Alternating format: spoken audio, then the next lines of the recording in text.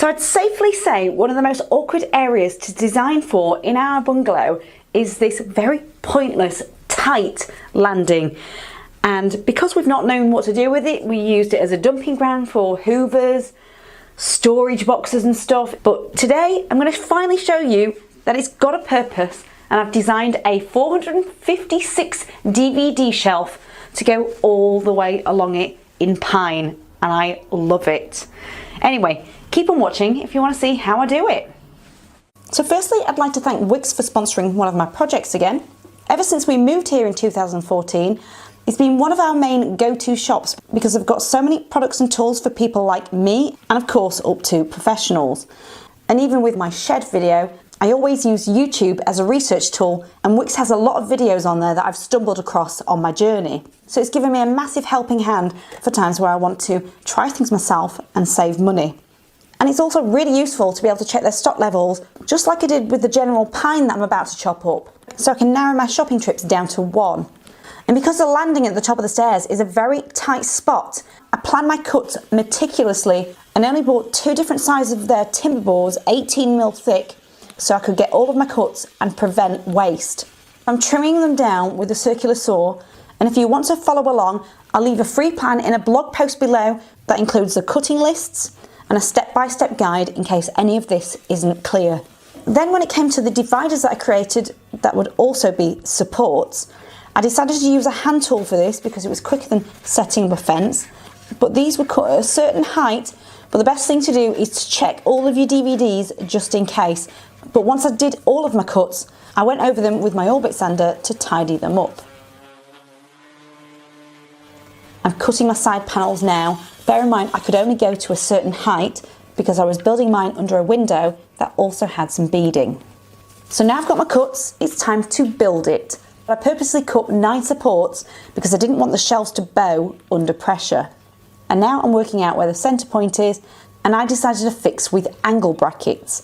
Yes, you could use a pocket hole jig as well if you like, but this is a much cheaper alternative that anyone can do. As always, I'll leave all links to the things that I'm using below. And for each support, I used 4 angle brackets, purely for the top where you're less likely to see them. You'll notice shortly that I designed the top shelf to be deeper than the rest of them. And then I worked out halfway between either side of the ends of where the future side panels would go. And while I was there, I thought it was easier to mark all of the shelves with a pencil so I didn't have to keep repeating myself. And I installed 3 supports per row.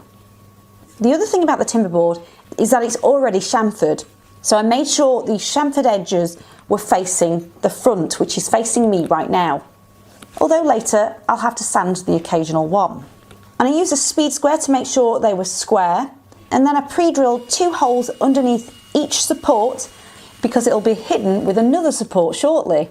And it was important that I countersunk these screws before I screwed them in, otherwise I'd be left with a gap and it just wouldn't look right. And this is my first shelf, which kind of looks like a ladder, and it's now a matter of just repeating support after shelf, support after shelf. I generally love the simplicity of these.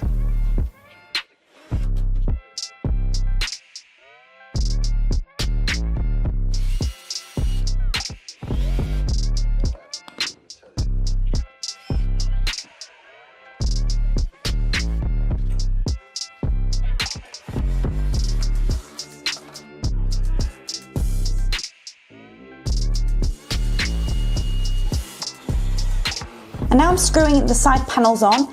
These 2 bottom screws either side, that were the only ones that would be visible from the outside. But because I've designed it where it's almost wall to wall, you can't even see these, so I didn't mind. Also, I wanted to have the option to dismantle it later if I wanted to, so I purposely didn't countersunk the screw heads that much and fill them with wood filler. But when it came to fixing the remaining shelves to the side panels, I just carried on with angle brackets, because by the time it's going to be full with DVDs, no one's really going to see these. So now for the base. So I'm cutting this down to the same length as the base of my pine shelves. And I temporarily clamped it to the front of it. And then with the offcut, I managed to cut 5 short pieces which I didn't want to go right to the back because the skirting board would be in the way. And then I drilled, countersunk, and fixed these from the front of the long piece. I used 2 long screws for each little piece. I just attached these with cabinet blocks.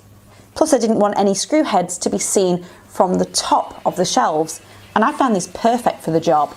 And I also fitted one to the end sides as well. Then to hide the structural timber, I wanted to add some pretty trim. So I'm just making a quick mark of my miter cut so I didn't get confused, and took it to my miter saw to make my first cut. But because my DVD shelf is longer than the trim, I decided to practice with 2 miter ends to join. So here's how it's looking now. I was very pleased how stylish I thought this looked. And because I'm only going to be nailing this on, I'm adding some wood glue to the front and attached with some panel pins inside one of the grooves so it was more likely to be concealed. And to bury them, I've had some really chunky Wickes oval nails for years, so I just cheekily used these to hammer in the tiny panel pins and bury them.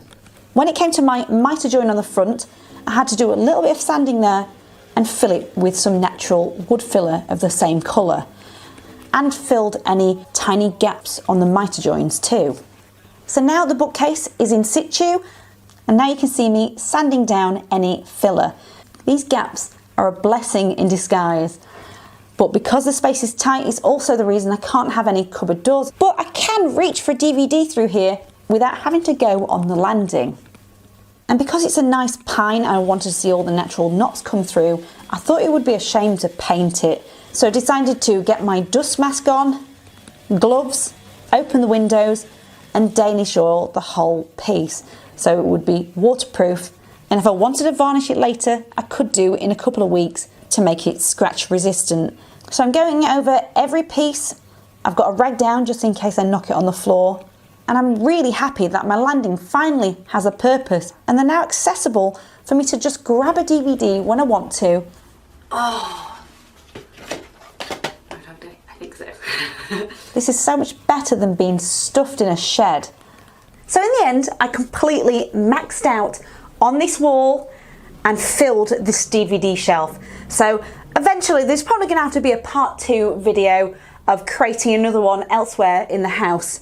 But if you do anything differently, feel free to comment below, and hopefully you like it, and that'll see you in my next one. Thanks for watching. Bye.